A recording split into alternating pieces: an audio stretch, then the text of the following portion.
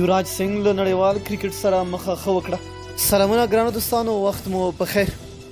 د ویډیو شروع کېدو د مخه که چېرته تاسو زموږ چینل سبسکرایب کړی نه وي نو زموږ چینل در سره سبسکرایب کړئ، په خوا کې ورسره د زنګ نشان هم ووهئ تر څو زموږ هره معلوماتي ویډیو ته تاسو په وخت در ورسي.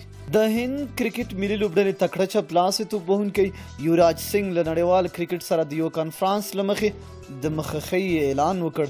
هندي الراونډر لوبغاړی چې یو شمېر نړیوال ریکارډونه په خپل نوم لري له نړیوال کرکټ سره په داسې حال کې استعفا اعلان کړه چې له اوږدې مودې راهیسې له لوبډلې بهر و.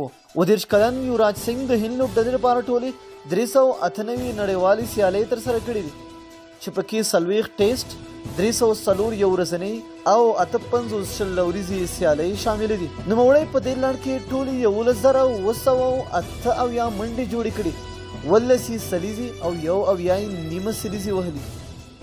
د دې سربیرې په نړیوالو سیالیو کې 148 وکټې هم اخیستې دي. یوراج سنگ یو له هغو لوبغاړو څخه دی چې په یوه اور کې په نړیوالو 20 اوریزو لوبو کې شپږیزې وهلي دي.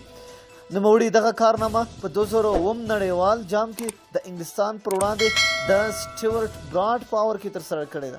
نوموړي په 2011 میلادي کال کې هند لوبډلې ته په نړیوال جام ګټلو کې په زړه پورې کارکردګي نندارې ته وړاندې کړه.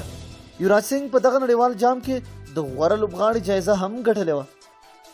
د یاد نړیوال جام پر مهال یوراج سنگ د سرطان ناروغۍ ښکار شو، خو په دغه حال کې هم لوبو ته دوام ورکړی و چې له هغې وروسته یې درملنه ترسره کړه، خو بیا یې لوبډله کې بشپړ ځای ونه موند. که ویډیو مو خوښه شوې وي ویډیو سره لایک کړئ او د خپلو دوستانو سره یې شیر کړئ.